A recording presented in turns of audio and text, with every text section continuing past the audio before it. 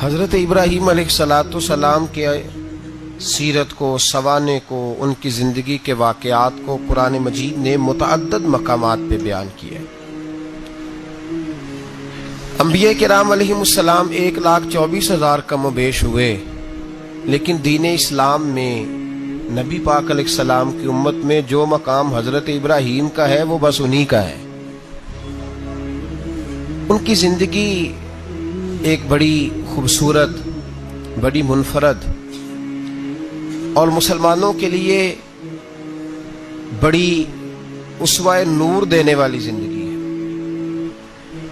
نبی پاک صلی اللہ علیہ وسلم نے فرمایا، میں اپنے باپ حضرت ابراہیم کی دعا بن کے دنیا میں آیا ہوں۔ اور پھر محبوب پاک سید عالم صلی اللہ تعالی علیہ وسلم نے اپنی امت میں بھی جناب ابراہیم کے طریقے کو جاری رکھا۔ صحابہ نے قربانی کے بارے میں حضور سے پوچھا، ما ہذہ الاضحیہ، یا رسول اللہ صلی اللہ علیہ وسلم یہ قربانی کیا ہے؟ تو فرمایا، سنت ابیکم ابراہیم، یہ تمہارے باپ حضرت ابراہیم کا طریقہ ہے، یہ تمہارے باپ حضرت، حالانکہ قربانی نبی پاک صلی اللہ علیہ وسلم کا بھی طریقہ ہے، لیکن فرمایا تمہارے باپ حضرت ابراہیم، حضرت ابراہیم کے ذکر کو باقی رکھا۔ اللہم صلی علی محمد وعلی آل محمد کما صلیت علی ابراہیم وعلی آل ابراہیم، ان کے تذکرے کو باقی رکھا دین کے اندر۔ حضرت ابراہیم بڑی امتیازی شان والے نبی ہیں، بڑی امتیازی شان والے۔ رب کریم کا وہ دوست جس نے کوئی چیز بچا کے نہیں رکھی، ہر شے ہی اپنے رب کی بارگاہ میں پیش کر دی۔ چند چیزوں سے انسان کو بڑا پیار ہوتا ہے، گھر اسے بڑا پیارا ہوتا ہے۔ وہ بڑا خوبصورت ہوٹل، 5 سٹار ہوٹل میں رہا، وہ اسلام آباد گیا، کسی سفر پہ گیا تو بڑے اعلیٰ قسم کے اس کو کھانے ملے، بڑی چیزیں ملی، لیکن کبھی دائیں کروٹ کبھی بائیں کروٹ۔ تو ساتھ بیڈ پہ دوست تھا، تو اس نے کہا صاحب سو جاؤ، تو اس نے کہا یار جو مزہ اپنے گھر میں سونے کا ہے وہ کسی اور جگہ تھوڑی ہے۔ گھر بڑا پیارا ہوتا ہے، انسان کو لگاؤ ہوتا ہے، جس بے تکلفی سے، سکون سے، آرام سے انسان اپنے گھر میں وقت بتاتا ہے، کہیں اور مشکل ہو جاتا ہے۔ دوسرا، انسان کو اولاد بڑی پیاری ہوتی ہے، بڑی عجیب شے، نہ ہو تب بھی بڑا دکھ ہے، اور ہونے کے بعد بھی اس کی بڑی آزمائشیں، یہ بڑی ایک میٹھی چیز ہے۔ اولاد ایک بڑا عجیب سا میوہ ہے، پتہ نہیں یہ کس انجیکشن کا نام ہے کہ چھاتی پر چڑھ جائے تو اللہ سکون عطا فرما دیتا ہے، پتہ نہیں کس ٹھنڈی دولت کا نام رب کریم نے اولاد رکھا ہے، بڑی پیاری ہوتی ہے اولاد۔ پھر تیسری چیز انسان کی اپنی جان ہے، اور یہ اتنی قیمتی شے ہے کہ اللہ کریم نے فرمایا کہ اگر تیری گردن پہ کوئی آدمی پستول رکھ کے، تلوار تیرے گلے پہ رکھ کے کہے نا کہ رب کا انکار کر دے ورنہ مار دوں گا، تو فرمایا وقتی طور پہ میری ذات کا انکار کر پر جان بچا جا۔ اگر تم مرنے کے قریب ہو گیا ہے اور حرام شے کھائے بغیر تو بچ نہیں سکتا، مر جائے گا، تو فرمایا چل تو اس طرح کر، حرام کھا کے جان بچا، پر جان بچانا فرض ہے، ضروری ہے۔ وطن بڑا پیارا، اولاد بڑی پیاری، جان بڑی پیاری، پر حضرت ابراہیم سے رب کریم نے فرمایا چل ابراہیم کوئی چیز دے، تو کہا یا اللہ تینوں ہی تیرے نام پہ قربان کرتا ہوں، تیری ہوئی ساری، ہر شے تیری۔ حضرت ابراہیم نے دین کے لیے، آپ شہر بابل کے قریب پیدا ہوئے تھے، وہاں سے مصر آئے، مصر سے فلسطین آئے، اور فلسطین سے آ کر کے کعبہ آباد فرمایا۔ زندگی سفروں میں گزری، سفر ایک تکلیف والی چیز ہے، پر حضرت ابراہیم نے وطن چھوڑ دیا، گھر چھوڑ دیا۔ جان بڑی عزیز ہوتی ہے اصل میں نا، جب انسان جد و جہد کرتا ہے نا دین کے لیے، تو اس کے رستے میں بڑی چیزیں آتی ہیں، کبھی اولاد، کبھی گھر، کبھی باہر، کبھی حکومتیں، کبھی سیاستیں، کبھی چدراہٹیں، اس کے رستے میں بڑا کچھ آتا ہے، اور اسے ہر چیز کو فیس کرنا پڑتا ہے۔ گھر کے اندر بھی جنگ ہوتی ہے اور گھر کے باہر بھی لڑائی ہوتی ہے، یہ آسان ہے ہی نہیں۔ ہم تو خیر ہتھیار چھوڑ کے پھینکنے والے لوگ ہیں، ہم بھولے بھالے لوگ ہیں، ہم کہتے ہیں میں نے تو کہا تھا मेहंदी ना करो, पर बेटे नहीं माने, बोले जो हुए। इसी तरह हालांकि अगर वो बेटा कहे ना कि अब्बा जी लाओ जिंदगी में सारा कुछ मेरे नाम करो, तो फिर हम बोले नहीं होते, और उस वक्त हम तेज होते हैं, कहते हैं ये कैसे हो सकता है, हाथ काट के दे दूं। उस वक्त नहीं, दीन के मामले में बोले होते हैं। बेटा बद मजहब के पास जा रहा है तो उस वक्त हम बोले बाले हैं, कोई अर्ज नहीं। लेकिन अगर वो अपनी पसंद की शादी करे हमें क्रॉस करके, फिर साथ ही हम तेज हो जाते हैं। तो हजरत इब्राहिम ने जब दीन के लिए निकले तो जद्दोजहद की, घर के अंदर भी घर के बाहर भी। आपके वालिद का नाम तारक है, वो तौहीद परस्त थे, ईमानदार थे, परहेजगार थे। आपके चचा का नाम आजर है, वो बुत परस्त थे, बुत बेचा करते थे। हजरत सैयदना इब्राहिम अलैहिस्सलाम जब मैदान अमल में निकले तो हजरत इब्राहिम अलैहिस्सलाम ने अपने घर से जिहाद शुरू किया। लड़ना पड़ा, घर के उसूलों से, चचा ने जो रिवाज बनाए हुए थे उस रिवाज से टकराए। फरमाया मैं अपने घर के अंदर ये बुत परस्ती नहीं होने देगा। चचा को एक दफा नहीं, बार बार 100 दफा समझाया। आपका चचा बुत बना के बेचा करता था। हजरत इब्राहिम अलैहिस्सलाम थोड़े बड़े हुए तो कहने लगा कि चलो मेरे साथ, तुम भी बुत बेचने हैं, हमारा कारोबार है। हजरत इब्राहिम साथ निकले तो बुत पकड़ा है, गंदे पानी के अंदर उस बुत को डुबोते हैं, कहते हैं किसी ने खरीदना है तो खरीद लो, ना ये नफा दे सकता है ना नुकसान दे सकता है। जो अपना आप नहीं बचा सकता तुम्हें क्या बचाएगा, खरीदना है तो खरीद लो। चचा कहने लगा तू कारोबार चमका रहा है कि तबाह कर रहा है। घर में बड़े मामलात खराब हुए, झगड़े हुए, लेकिन हजरत इब्राहिम अलैहिस्सलाम एक मिनट के लिए भी अपने घर के अंदर भी कंप्रोमाइज करने को तैयार। ये थोड़ा मुश्किल मैंने पहलू छेड़ दिया है, ये थोड़ा मुश्किल पहलू छेड़ दिया है। थोड़ा समझदार आदमी है पर बीवी से पर्दा नहीं करा सकता, सियाना है, पंचायत का बंदा है, जो इससे आप कहेंगे वो बात ये सुनाएगा, लेकिन कहता नहीं जी मैंने कोशिश कर ली है। किस किस्म की कोशिश है साहब, ये कैसे हो गया? हजरत इब्राहिम अलैहिस्सलाम ने घर के अंदर से फरमाया नहीं करने दूंगा, घर के अंदर भी टकराए। फरमाया तुम जो भी हो, पाश पाश किया चचा के उसूलों को, और बाहर जब निकले तो सिर्फ इलाके के चेयरमैन से नहीं टकराए, MP MNA वजीर मशीर से नहीं टकराए, सुपर पावर नमरूद दुनिया का वाहिद हुक्मरान था उस वक्त, दूसरा कोई हुक्मरान ही नहीं था, अकेले हुक्मरान से जाकर टकराए। कोई साथ फौज नहीं थी, कोई साथ उनके ताकत बज़ाहिर दुनियादारी की कोई नहीं थी, पर हजरत इब्राहिम जाकर टकराए। और मेरे रसूल पाक सल्लल्लाहु अलैहि वसल्लम ने सनद बयान की, फरमाया अफदलुल जिहाद कलीमतुल हक इंद सुल्तानिल जाबिर। फरमाया सबसे अफजल जिहाद ये है कि तू जालिम बादशाह के सामने खड़े होकर हक बात बयान कर दे, ये सबसे बड़ा जिहाद है, ये सबसे अफदलुल जिहाद है कलीमतुल हक इंद सुल्तानिल जाबिर, सबसे बड़ा जिहाद। हजरत इब्राहिम खड़े हो गए, सुपर पावर से टकराए। यहां हम लोग हिकमतों का शिकार हैं, देखेंगे, करेंगे, सोचेंगे, और मौलवी साहब को वैसे कहते हैं आप परहेज करें सियासी बातों से। भाई अल्लाह के हर नबी ने जाके वक्त के जालिम हुक्मरान को लताड़ा है, ललकारा है, ये तो मिशन अंबिया है। हजरत सैयदना इब्राहिम अलैहिस्सलाम ने उसको जाके कहा कि तू झूठ बोलता है, तू झूठा है, तू खुदाई का दावा करता है, तू बहुत बड़ा जालिम है। और कुरान मजीद ने इस सारी बात को बयान फरमाया। हजरत इब्राहिम अलैहिस्सलाम से कहने लगा मैं रब हूं, तो आपने फरमाया मेरा रब तो वो है जो जिंदा करता और मारता है। तो फिर आप हक बात बयान करेंगे तो अल्लाह मारेगा कि बंदा मारेगा? कुछ भी नहीं होता, क्योंकि जिंदगी मौत किसके हाथ में है? अल्लाह के हाथ में। जिंदगी मौत अल्लाह, कुछ भी नहीं होता।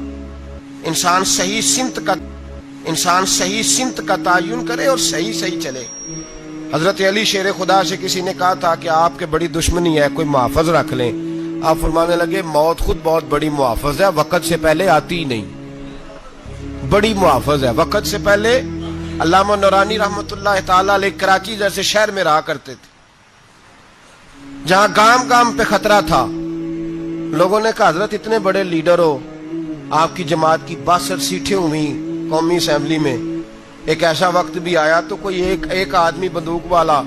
आप फरमाने लगे मुझे जरूरत ही नहीं, इसलिए कि जिस खुदा रसूल के लिए मैं निकला हूं वो खुद ही हिफाजत करने वाले हैं, ضرورت نہیں ان چیزوں کی۔ تو بھائی حضرت ابراہیم ٹکرائے اور آپ کا انداز کیا ہے؟ جا کے کہا کہ تو نہیں، خدا وہ ہے جو زندہ کرتا، اور اس نے ایک بیوقوفوں جیسی دلیل دی۔ ایک آدمی کو کل پھانسی دینی تھی تو اس کو بلایا، کہنے لگا تجھے کب پھانسی ہے؟ اس نے کہا کل۔ کہنے لگا جا تجھے ذات کیا زندگی دی، اس کو چھٹی دے دی۔ ایک عام آدمی بیچارہ بیٹھا تھا، اس کو پکڑ کے نا کہنے لگا اس کی گردن اڑا دو۔ کہنے لگا دیکھ لو میں بھی زندہ کرتا اور مارتا ہوں، وہ جو کل مرنے والا تھا میں نے زندہ کر دیا ہے، اور جس کو پتہ ہی نہیں تھا کہ میں نے مرنا ہے اسے پکڑ کے میں نے مار دیا ہے۔ یہ بیوقوفوں جیسی دلیل ہے۔ حضرت سیدنا ابراہیم علیہ السلام چاہتے تو اسی وقت دلیل توڑ دیتے کہ تو کیا بیوقوفوں جیسی بات کر رہا ہے، اگر تو زندگی دیتا ہے تو مرے ہوئے میں جان ڈال کے دے جس کو تو نے مارا ہے۔ لیکن حضرت ابراہیم نے دیکھا کہ بیوقوف ہے، بیوقوفوں سے بحث نہیں ہوتی، دلیل بدل لی جاتی ہے، ان کی عقل کے مطابق بات کی جاتی ہے۔ حضرت ابراہیم فرمانے لگے میرا رب وہ ہے جو سورج مشرق سے نکالتا ہے اور مغرب میں غروب کرتا ہے، تو اگر رب ہے تو تو مغرب سے نکال کے مشرق میں غروب کر۔ فبہت الذی کفر، کافر لاجواب ہو گیا، اس کے پاس اس چیز کا کوئی جواب نہیں تھا۔ علامہ اسماعیل حقی نے خوبصورت فقرہ لکھا ہے، خوبصورت، جان ڈال دی ایک جملہ کہہ کے۔ حضرت سیدنا علامہ اسماعیل حقی رحمت اللہ علیہ فرمانے لگے چونکہ نمرود بیوقوفوں جیسی باتیں کر رہا تھا، اگر وہ یہ کہہ دیتا نا کہ میں سورج کو نکالتا ہوں مشرق سے، میں غروب کرتا ہوں معاذ اللہ مغرب میں میں نکالتا ہوں، تو آپ اپنے رب سے کہیے کہ وہ مغرب سے نکال کے مشرق میں غروب کرے۔ علامہ اسماعیل حقی فرماتے ہیں رب کریم کی آواز قدرت تھی، مالک حضرت ابراہیم علیہ السلام کے اس، اگر وہ کہہ دیتا اور حضرت ابراہیم دعا کر دیتے تو رب کریم نے فرشتوں کو تیار بٹھایا ہوا تھا، فرمایا اگر یہ کہہ دے میرے خلیل سے کہ سورج مغرب سے نکال کے مشرق میں غروب کرنا ہے تو تیار رہنا، جس طرح خلیل کہیں گے ویسے ہی کر دیں گے۔ واتخذ اللہ ابراہیم خلیلا، ابراہیم ہمارا دوست جو ہوا، جیسے کہے گا ویسے کر دیں گے۔ حضرت سیدنا ابراہیم علیہ السلام کی باتوں کا جب جواب نہ دے سکا، دلیل نہیں بندہ دیتا، پھر لڑائی کرتا ہے، پھر جھوٹے موٹے اعتراض کرتا ہے۔ دلیل ختم ہوتی ہے تو لوگ ذاتیات پہ اترتے ہیں، کہتے ہیں یہ کھانستا صحیح نہیں، دیکھتا صحیح نہیں، دلیل ختم۔ اب ذاتیات پہ اترے، کہنے لگے مجھے پتہ چلا ہے کہ یہ فلانی جگہ گیا تھا تو وہاں جا کے اس نے اس طرح کیا ہے۔ پھر لوگ ذاتیات پہ اترتے ہیں، جب دلیل کا جواب دلیل سے نہیں دے پاتے پھر ذاتیات پر اتر کر حملے کرتے ہیں۔ حضرت ابراہیم کے دلائل کا جواب نمرود نہ دے سکا تو کہنے لگا کہ اس کو آگ میں ڈال دو۔ قوم گئی ہوئی تھی ساری، آپ نے بات سنی ہوئی ہے، میں نے صرف اشارہ دینا ہے، میلے پہ تو حضرت سیدنا ابراہیم علیہ السلام نے سارے بت توڑ دیے، کلاڑا بڑے بت کی گردن پہ رکھا، واپس آئے، کہنے لگے بت کس نے توڑے ہیں؟ تو فرمایا اس سے پوچھ لو جس کی گردن پہ کلاڑا ہے۔ کہنے لگے یہ تو بول ہی نہیں سکتا، تو فرمانے لگے بڑے بیوقوف ہو جو بولتا ہی نہیں، سنتا ہی نہیں، اپنا آپ نہیں بچا سکتا، اس کی پوجا کرتے ہو۔ کہنے لگے پکڑو، دلیلیں ختم ہو گئی، اس کو آگ میں ڈالو۔ بہت بڑی حویلی 45 فٹ مربع پہ مشتمل ایک حویلی بنائی گئی اور 45 فٹ اونچی۔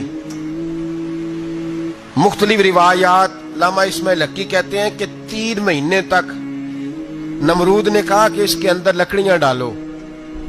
لوگ پوچھنے لگے کتنی دنیا جلانی ہے؟ کہنے لگا بندہ تو ایک جلانا ہے، پر بندہ بڑا تگڑا ہے، ایک بندہ۔ 3 مہینے لکڑیاں ڈالی گئیں، اور لوگوں کی جو تہمات ہوتی ہیں نا وہ بڑی عجیب ہوتی ہیں۔ تہمات میں نے بڑی تفصیل سے رمضان المبارک میں گفتگو کی تھی، بدشگونی، تہمات لوگ لیتے ہیں۔ اس وقت بھی لوگ تہمات کا شکار ہو گئے، عقیدہ بگڑ جاتا ہے تو وہ عجیب و غریب باتیں کرنے لگتا ہے، تہمات کا شکار ہو گئے۔ بیبیاں نظر مانتی، میں بیمار ہوں، اگر صحیح ہو گئی تو اتنے من لکڑی دوں گی حضرت ابراہیم کی آگ جلانے کے لیے۔ ایک عورت لے کے جا رہی ہے لکڑیاں، تو ایک نیک دل آدمی نے اس سے پوچھا کہاں جا رہی ہو؟ کہنے لگی میں نے منت مانی تھی تو حضرت ابراہیم علیہ السلام کو معاذ اللہ جلانے کے لیے لکڑیاں لے کے جا رہی ہوں۔ تو وہ رب کریم کے بندے کہنے لگے تو ڈھونڈتی رہے گی، تجھے وہ جگہ ملے گی نہیں۔ وہ بی بی کئی مہینے گھومتی رہی، جگہ ہی نہیں ملی جہاں لکڑیاں ڈالنی، ماری گئی۔ تہمات کا شکار ہوئے بہت سارے لوگ، تہمات کا۔ بھائی تہمات دین کے اندر منع ہے، تہمات دین میں کوئی نظر ماننا، کوئی کسی بزرگ کے مزار پہ جا کے سالے ثواب کے لیے کوئی چیز ماننا، یہ تو درست ہوا، لیکن غیر شرعی نظریں مان لینا کہ میں آگ کے گرد چکر لگاؤں گا، میں جناب وہاں جا کے یہ والا تماشا کروں گا، میں دھاگا باندھوں گا، میں رسا کاٹوں گا، میں وہاں گندے ہو سے پانی پیوں گا، ان کی شریعت اجازت، یہ توہمات ہیں، بدشگونی ہے، دین میں ان کی کوئی گنجائش۔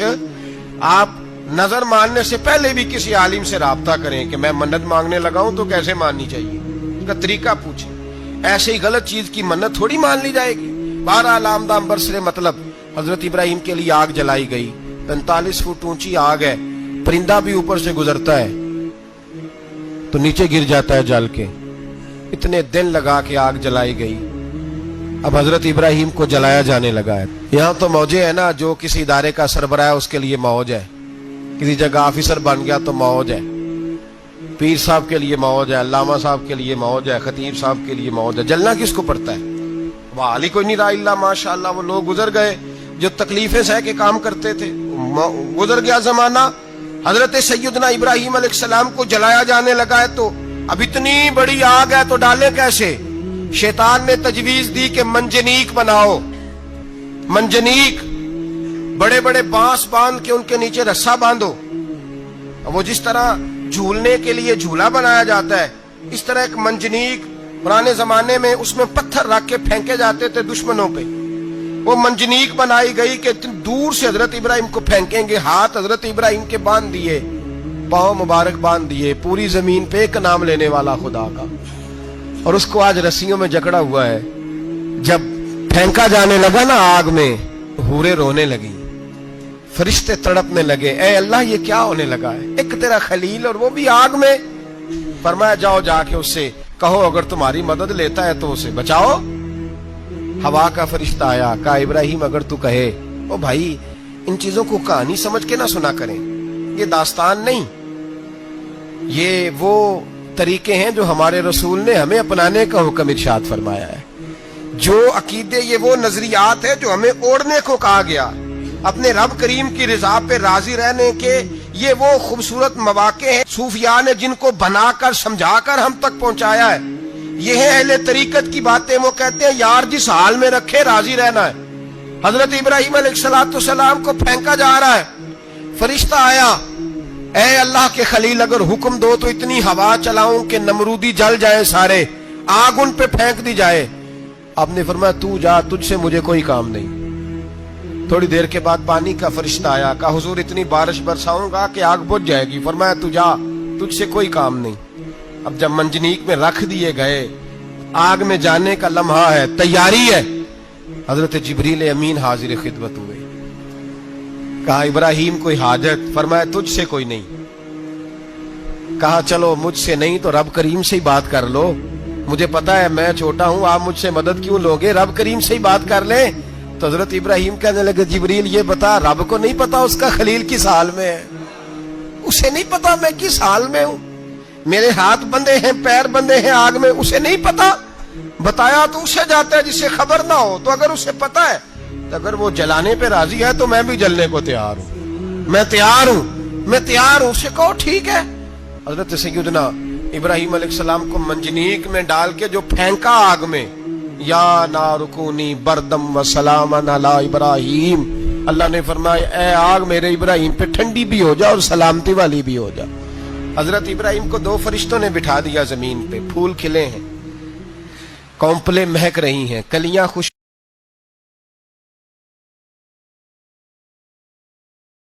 دے رہی ہیں۔ حضرت ابراہیم نے سر سجدے میں رکھ دیا، سبحان اللہ والحمد للہ ولا الہ الا اللہ واللہ اکبر۔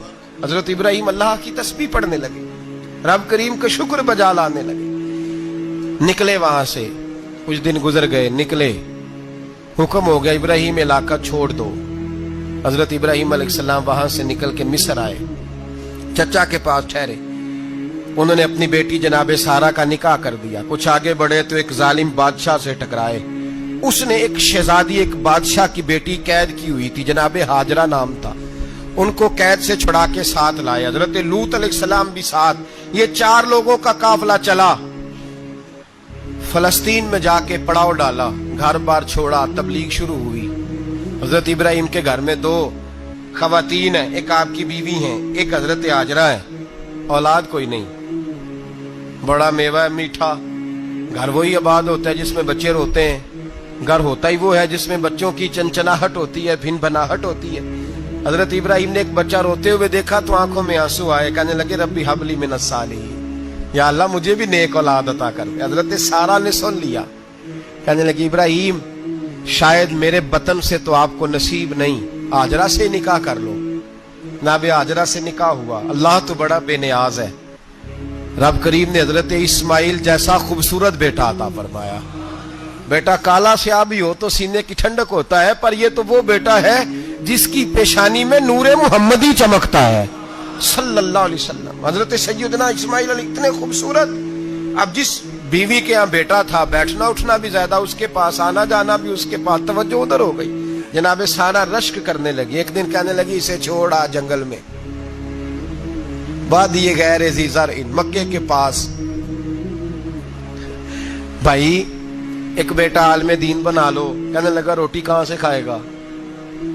तेरे 5 बेटे हैं, को हाफिज़ कुरान बना, कहते रोटी कहां से खाएगा? वो बच्चा भी कहता है मैं कहां से खाऊंगा। हजरत इब्राहिम अलैहिस्सलाम तो चंद महीने का बच्चा छोड़ आए, तो कहां से रोटी खाई हजरत इस्माइल ने? कहां से खाई उनकी अम्मा ने रोटी? भूखे मर जाते हैं ये सारे। मैं बड़ी जिम्मेदारी से कहा करता हूं कि जितनी खूबसूरत रोटी अल्लाह करीम दीन के खादिमों को अता करता है शायद किसी और के नसीब होती हो, लेकिन हम लोग तवज्जो ही नहीं कर रहे, हमारा ज़ौक़ ही नहीं बन रहा, हम ये मेहनत ही नहीं कर रहे कि कौम को मुस्तनद उलमा की जरूरत है। इलाकों के इलाके खाली हैं, इधर हमारा मिजाज ही नहीं बन रहा, तवज्जो ही नहीं दीन की खातिर। और फिर चले बच्चे तो बात की बात है ना, जो अभी खुद जवान है वो भी तो ये दुआ। एक साहब मुझे कहने लगे मैं दुआ मांग रहा हूँ अल्लाह मुझे बेटा दे तो मैं उसे दीन पे लगाऊंगा। तो मैंने कहा आप भी बूढ़े नहीं हुए, आप खुद ही लग जाएं, बेटा तो अभी आएगा तो लगेगा ना।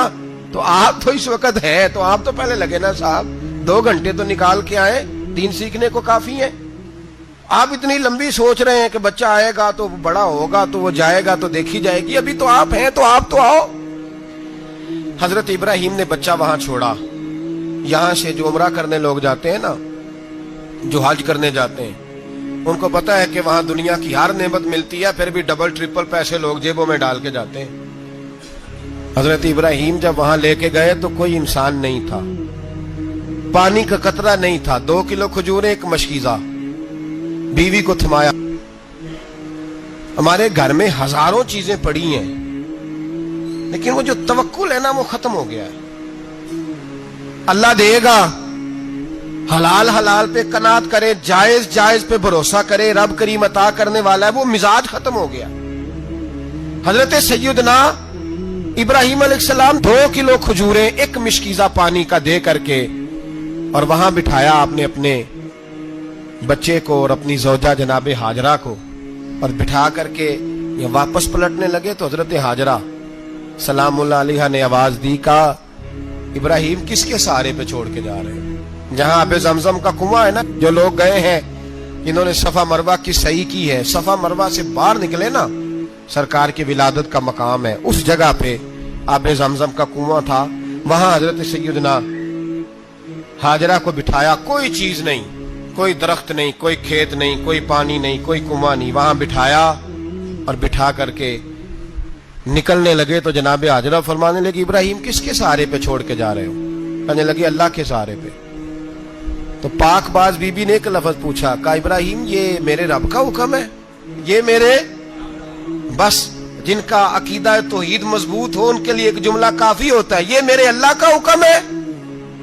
तो जनाब इब्राहिम अलैहिस्सलाम फरमाने लगे हाजरा हाँ रब का हुक्म है। जब ये लफ्ज कहे तो चाहिए था ना हजरत इब्राहिम तसल्ली देते, तो बीबी साहबा तसल्ली देने लगी, अर्ज करने लगी इब्राहिम अगर अल्लाह का हुक्म है तो फिर आप हमारी फिक्र ना करना, अगर ये रब का हुक्म है तो फिर हमारी फिक्र ना करना, जिस रब ने हमें यहां तक पहुंचाया है वो हमें कभी भी जाया नहीं फरमाएगा, फिर फिक्र ना करना। हजरत इब्राहिम आ गए, बात आपने सुनी हुई है, इशारा करना मकसूद है। 13 साल में चले मान भी लिया जाए बाज रिवायात की रोशनी में कि आते जाते भी रहे, लेकिन मुकम्मल देखभाल अपने बच्चे की परवरिश में पूरा हजरत इब्राहिम अलैहिस्सलाम का किरदार सारा किरदार माँ का था। मैं जब खवातीन के बारे में कोई बात करता हूं तो मैं आपको अक्सर कहता हूं कि ये सिर्फ बीवी के लिए हुक्म नहीं होता, ये ट्रेनिंग बेटी को देनी है और बहन को देनी है। ये तरबियत करें अपने घर में। मैं तजर्बे की रोशनी में ये बात अर्ज किया करता हूं कि भाई बच्चे बाप के फर्मा बरदार उस वक्त होते हैं जब अम्मा उन्हें बाप का फर्मा बरदार करती है, और बच्चे बाप के नाफरमान भी तब होते हैं जब अम्मा उन्हें बाप का। मैंने अपने कानों से सुना एक दफा एक बच्चा अपने बाप से कह रहा है, आपने तो सारी जिंदगी बाहर गुजार दी, पैसे कमाना कौन सा मुश्किल काम है, दुख सुख तो सारे अम्मा ने बर्दाश्त किए, स्कूलों में वो जाती थी, फलाना काम वो करती थी, फलाना काम। अब ये सोच उसकी जाती तो नहीं, ये उसको दी गई है। और अगर उसको ये सोच दे दी जाए कि अम्मा कहे कि मैं तो अपनों में रही सारी जिंदगी, मैंने तो अपनों में वक्त गुजारा, और तेरा बाप तो कई दफा जनाजे भी नहीं पढ़ सका, ने तो माँ बाप ऐसे दफन कर दिए, वो अगर ये सोच फराहम करे तो फिर बच्चा बाप का फर्मा बरदार होता है। और ये वाली रिवायतें हम बीवी को सुनाते हैं, हालांकि किसको सुनानी चाहिए बोलिए? बहन और बेटी को। बहन और बेटी को सुनाएं ये बातें, उनको समझाएं, ताकि आगे जाके वो जो घर तरतीब दे वो घर बड़ा उम्दा और निखरा हुआ हो। हजरत सैयदना इब्राहिम 13 साल के बाद आए, चूंकि घर में अल्लाह तबारक व तआला की दोस्ती का चर्चा था, अल्लाह तबारक व तआला की महबूबियत का गलबा था।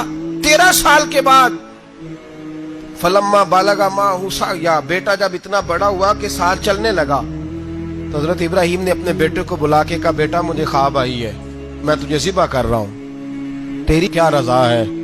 तो हजरत इस्माइल कहने लगे, या अबा तिफ़अल मा तुअमर, अब्बा जी अल्लाह जैसे हुक्म देता है मेरे साथ वैसे ही करें, जैसे अल्लाह हुक्म देता है वैसे ही, बोलिए, वैसे ही करें।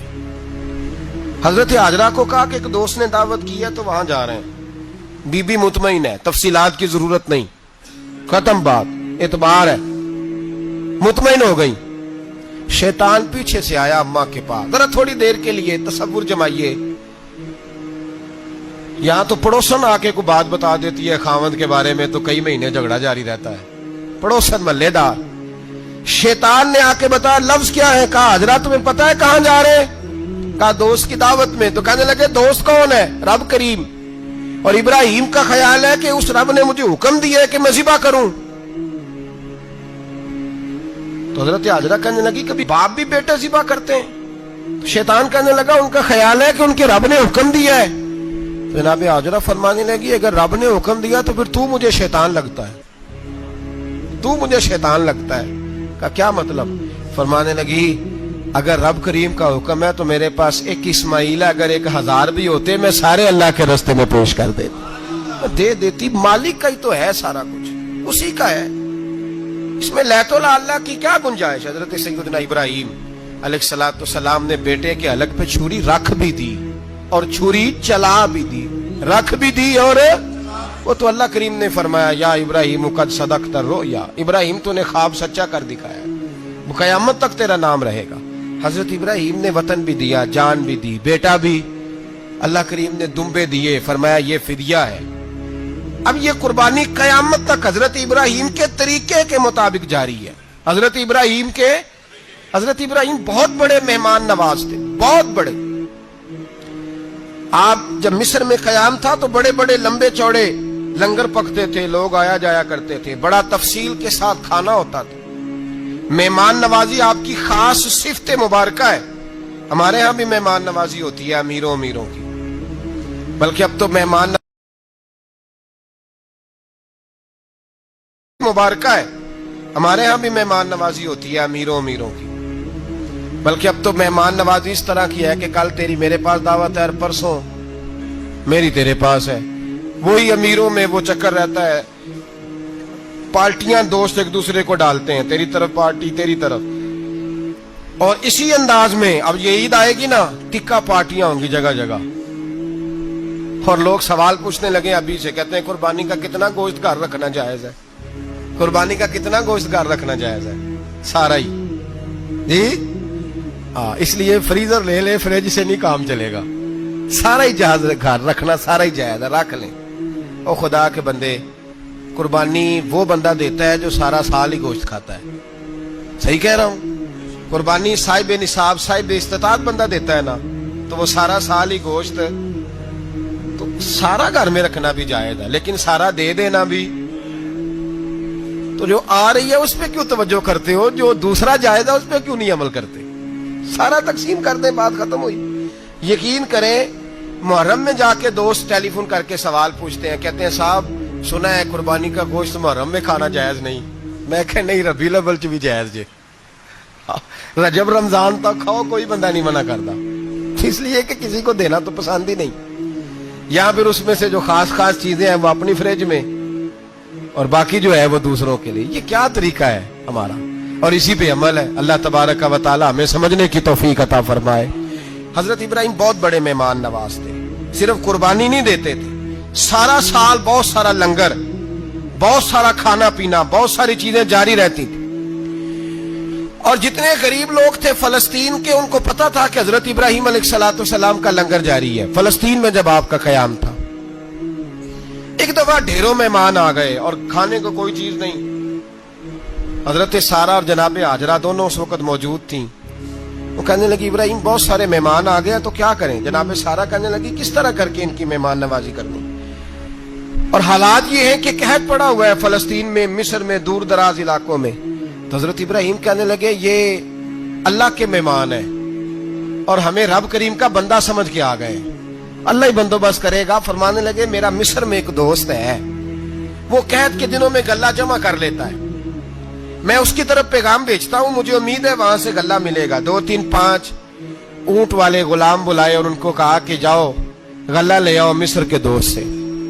وہ لوگ کہتے ہم غلہ لینے گئے، وہاں جب پہنچے تو حضرت ابراہیم خلیل اللہ علیہ السلام کا پیغام دیا تو آپ کا وہ دوست کہنے لگا غلہ تو بے شمار تھا، مجھے خبر نہیں تھی کہ حضرت ابراہیم کا پیغام آئے گا، تو میں تو سارا تقسیم کر چکا ہوں، لوگ لے گئے، اب تو کوئی شے نہیں۔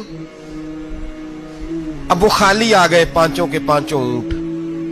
جب خالی آئے تو حضرت ابراہیم کی حویلی کی دیواریں چھوٹی چھوٹی تھیں، ان غلاموں میں سے، خادموں میں سے، آپ کے ان چاہنے والوں میں سے ایک کہنے لگا یار وہ غریب تو انتظار کر رہے ہوں گے کہ غلہ لینے گئے ہیں، ہمیں روٹی ملے گی۔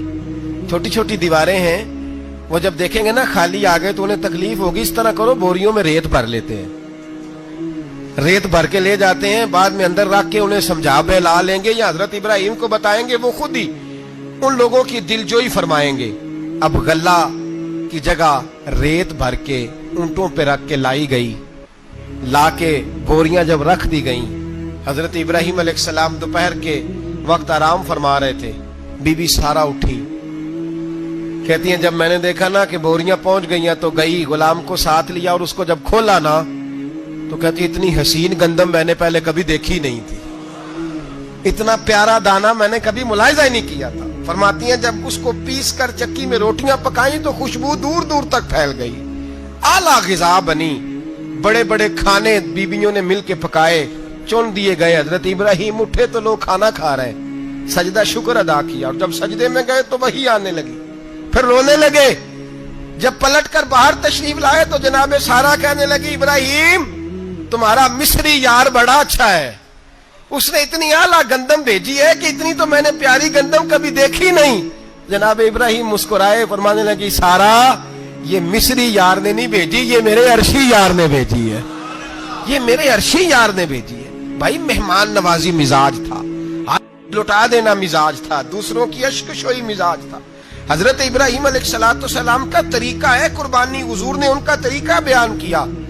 اگر سال کے بعد قربانی دینا ان کا طریقہ ہے تو سارا سال غریبوں کو روٹی دینا بھی حضرت ابراہیم کا طریقہ ہے، سارا سال غریب کی نوکری کرنا یہ بھی حضرت ابراہیم کا طریقہ ہے، بھوکے کو کھانا کھلانا یہ بھی۔ میرے مصطفیٰ کریم سید عالم صلی اللہ علیہ وسلم سے صحابہ نے پوچھا حضور بہترین مسلمان کون ہے؟ بہترین مسلمان تو حضور نے فرمایا جو سلام لینے میں پہل کرے اور غریب کو روٹی کھلانے میں سب سے اچھا ہو، وہ بہترین مسلمان ہے، زبردست مسلمان۔ ہمارے ہاں دعوتیں ہوتی ہیں تو امیروں کی، افطاریاں ہیں تو امیروں کی، اور میرے مصطفیٰ کریم علیہ السلام نے فرمایا بدترین دعوت ہے جس میں امیر بلائے جائے غریب نہ بلائے جائے، وہ بدترین دعوت حضرت ابراہیم کا طریقہ رہا، ساری زندگی مہمان نوازی۔ اور دوسرا ان کا مزاج تھا، اللہ سے پیار ہو گیا تھا نا، جب رب کریم سے محبت ہوتی ہے نا اور محبت کا احساس ہوتا ہے دل میں، پھر سجدے لمبے ہوتے ہیں۔ عام آدمی تو نماز بھی نہیں پڑھ سکتا، اسے خدا سے محبت ہوتی ہے، وہ تہجد بھی نہیں چھوڑ سکتا۔ وہ یہ محبت کی بات ہے نا، جس کو پیار ہوتا ہے اس کی تہجد بھی ہے، اس کی اشراق بھی ہے، چاشت بھی ہے، اس کے عمرے بھی ہیں، اس کے حج بھی ہیں، اس کے بار بار کعبۃ اللہ کے دیدار بھی ہیں۔ یہ محبت الہی ہے، جوش مارتی ہے۔ ان لوگ سجدہ کرتے ہیں تو اٹھتے ہی نہیں، اللہ کے بندوں سے پیار کرتے ہیں اللہ کی۔ حضرت ابراہیم کو رب کریم سے اتنی محبت تھی، اتنا پیار تھا کہ وہ آپ کی زندگی کے ہر پہلو سے چھلکتا تھا۔ ایک وقت ایسا آیا کہ اللہ تعالیٰ نے حضرت ابراہیم کو بہت زیادہ مال عطا فرمایا، اتنے اونٹ گنے نہیں جاتے، گائیں اتنی زیادہ کہ شمار نہیں ہوتی، بکرے بکریاں اتنی زیادہ کہ شمار، بہت زیادہ مال اللہ نے عطا فرمایا۔ اور ابھی کچھ عرصہ پہلے آپ پیچھے جائیں نا تو جو لفظ مال تھا وہ روپے پہ تو بولا ہی نہیں جاتا تھا، وہ جانوروں پہ بولا جاتا تھا۔ بہت زیادہ مال اللہ نے دیا، بکریاں، گائیں، اونٹ، بیل، بڑا کچھ۔ تو رب کریم نے فرشتوں سے فرمایا کہ واتخذ اللہ ابراہیم خلیلا، ابراہیم میرا دوست ہے۔ تو فرشتے کہنے لگے یا اللہ جسے اتنا کچھ دیا جائے اس نے دوست تو بننا ہی ہوتا ہے، تو نوازا ہی بڑا ہے، اتنا مال، اتنے کھیت کھلیان، اتنا کچھ۔ اللہ کریم نے فرمایا جاؤ آزمائش کر لو، امتحان لے لو۔ فرشتہ امتحان لینے پہنچ گیا۔ حضرت ابراہیم کے جانور چر رہے ہیں چراگاہ میں، حضرت ابراہیم بھی ہیں، غلام بھی ہیں، بہت بڑا ریوڑ ہے۔ آپ تشریف فرمائیں۔ ایک فرشتہ آیا تو کھیت میں چھپ کے بیٹھ گیا اور بلند آواز سے کہنے لگا سبحان اللہ والحمد للہ ولا الہ الا اللہ واللہ۔ یہ تسبیح بڑی پسند ہے، محبوب نے ان کی فضیلت بیان کی۔ اب وہ حضرت سیدنا ابراہیم علیہ السلام کھڑے تھے تو وہ کھیت میں بیٹھ کے تسبیح پڑھنے لگا سبحان اللہ والحمد للہ ولا الہ الا اللہ۔ حضرت ابراہیم کہنے لگے یہ میرے رب کا نام کون لے رہا ہے؟ بڑی اس کی میٹھی آواز ہے، بڑی، کون ہے؟ ڈھونڈنے لگے، گھومتے گھومتے اس کے پاس چلے گئے، فرشتہ انسانی شکل میں۔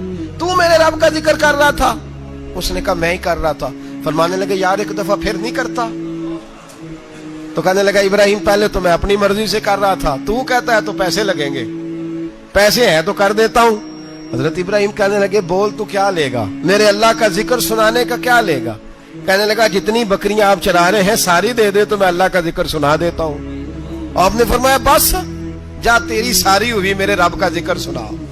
اور پھر شروع ہو گیا سبحان اللہ الحمدللہ ولا الہ الا اللہ واللہ اکبر۔ حضرت ابراہیم علیہ السلام کیف میں، یار پھر ذرا سنا، نا علما وچ پھسا سانو، تو یار دی گل سنا سانو، ذرا دوبارہ سنا۔ پھر سنایا، ایک دفعہ پھر کہا۔ فرشتہ کہنے لگا بس جی آپ کے پیسے پورے ہو گئے۔ حضرت ابراہیم کہنے لگے چل ایک دفعہ اور سنا۔ کہنے لگا پیسے لگیں گے، تو کیا لے گا؟ کہنے لگا گائیں بھینسیں ساری میری۔ فرمایا بس یار اتنی قیمت، تو سنا صحیح، سارا کچھ ہی تیرا۔ پھر شروع ہو گیا سبحان اللہ والحمدللہ ولا الہ الا اللہ واللہ اکبر۔ گائیں دے دیں، بھینسیں دے دیں، وہ ذکر سناتا ہے۔ حضرت ابراہیم کبھی مچلتے ہیں، کبھی روتے ہیں، کبھی آہیں بھرتے ہیں، تو میرے رب کا نام لے رہا ہے، ذرا پھر سے لے۔ کیف جاری ہے۔ کہنے لگا بس بھائی۔ حضرت ابراہیم فرمانے لگے تو اور لے لے جو لینا ہے، مجھے ذکر سنا۔ اس نے کہا ابراہیم بکریاں میں لے چکا، گائے بھینسیں میں لے چکا، اونٹ رہ گئے، سارے لے لوں گا پھر ذکر سناؤں گا۔ فرمایا جا تیرا ہوا تو ذکر سناتا رہ، میں دیتا ہوں۔ دے دیا، کچھ دیر ذکر کیا تو اب خاموش ہو گیا۔ حضرت ابراہیم خلیل اللہ علیہ السلام فرمانے لگے ذکر سنا۔ کہنے لگا ابراہیم اب تیرے پاس دینے کو کیا ہے؟ ہر چیز تو میں لے چکا۔ آپ فرمانے لگے یہ گائے بھینسیں بکریاں چرانے کے لیے تجھے کوئی نوکر ملازم بھی تو چاہیے نا، تو اس طرح کر مجھے رکھ لے، میں روٹی نہیں مانگوں گا، کھانا نہیں مانگوں گا، تو اللہ کا ذکر سناتا رہنا، میں تیرے جانوروں کی نوکری کرتا رہوں گا۔ حضرت ابراہیم علیہ السلام نے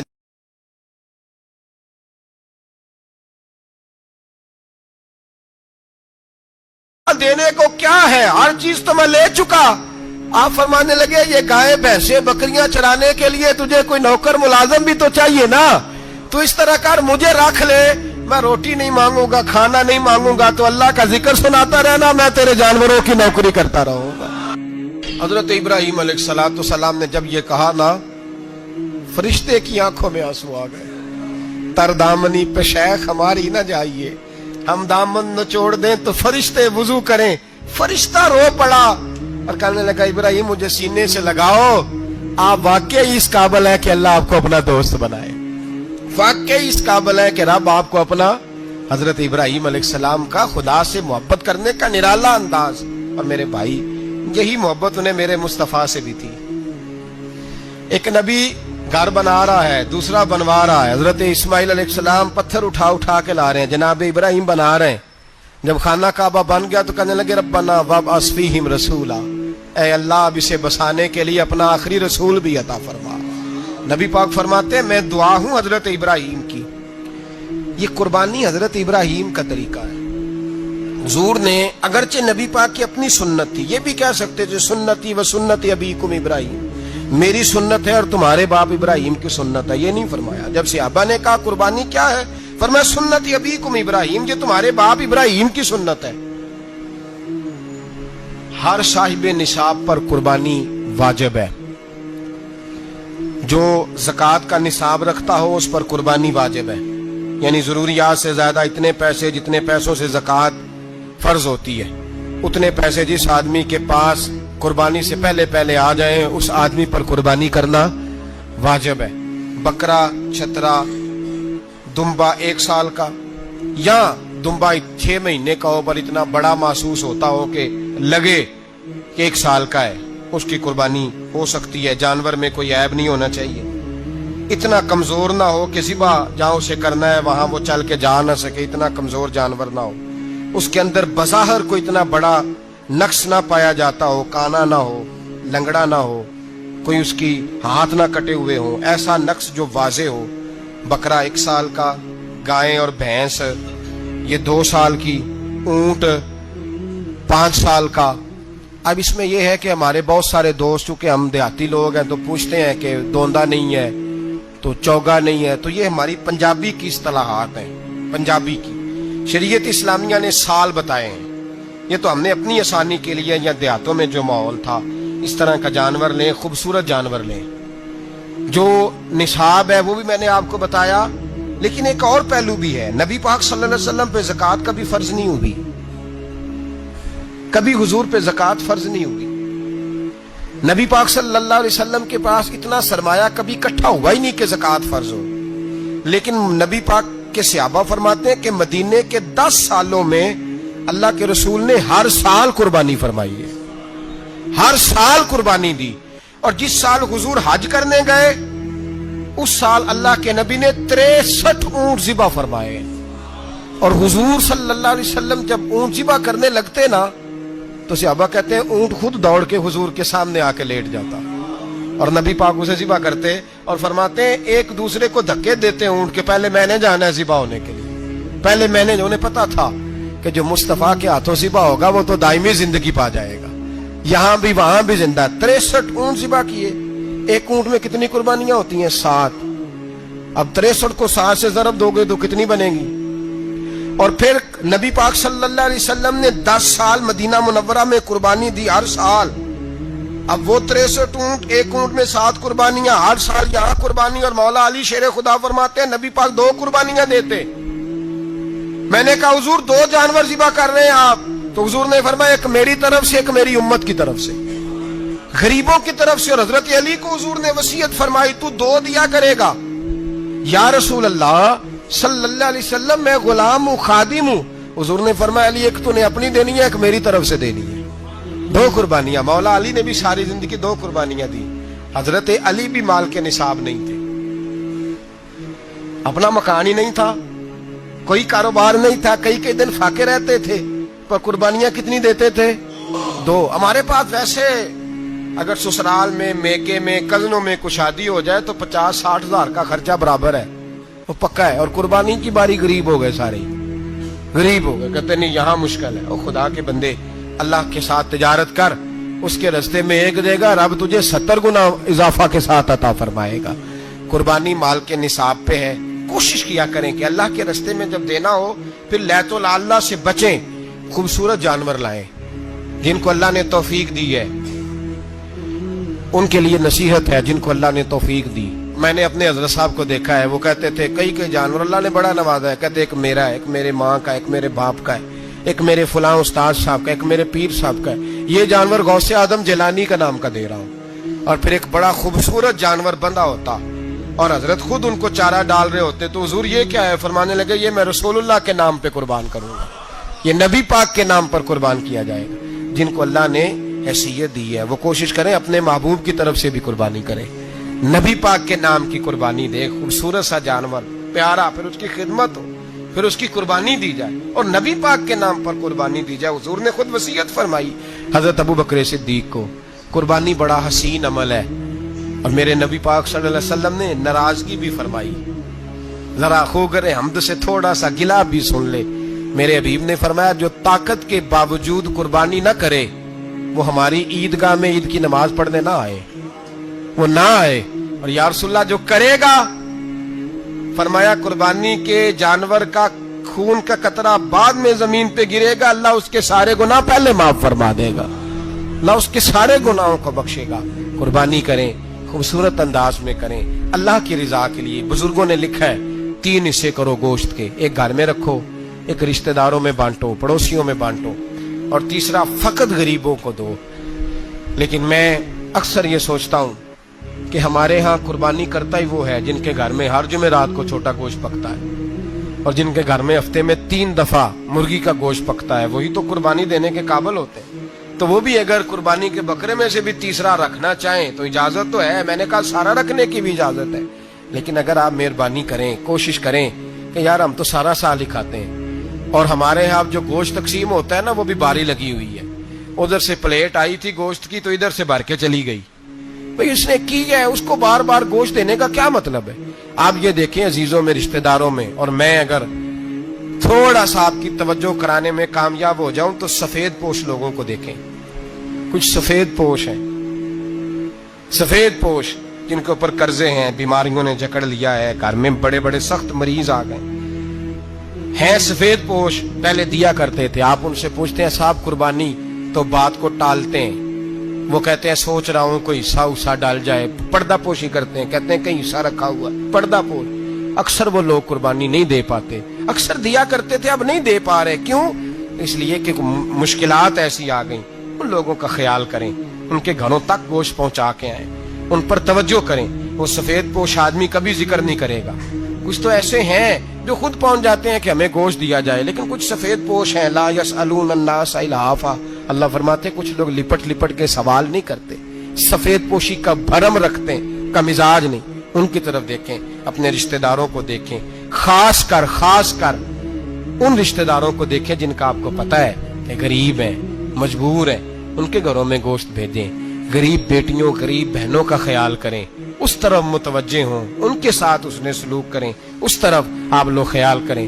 اللہ ہمیں سمجھنے کی توفیق عطا فرمائے۔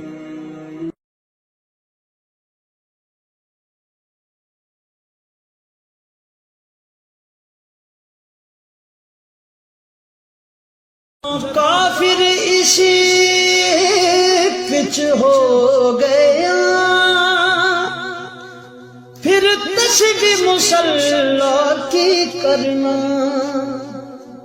اساں ظاہر نو رب منیا اے، باطن دا اللہ کی کرنا، اساں ظاہر نو رب منیا اے، باطن دا اللہ کی کرنا۔ پی کے میں پریم دے مٹ وچوں لا اپنے آپ دا مچ لئیے، خشک ملا دی واز نو کی کرنا، تے عشق والیاں تو سودا سچ لئیے، سودا سچ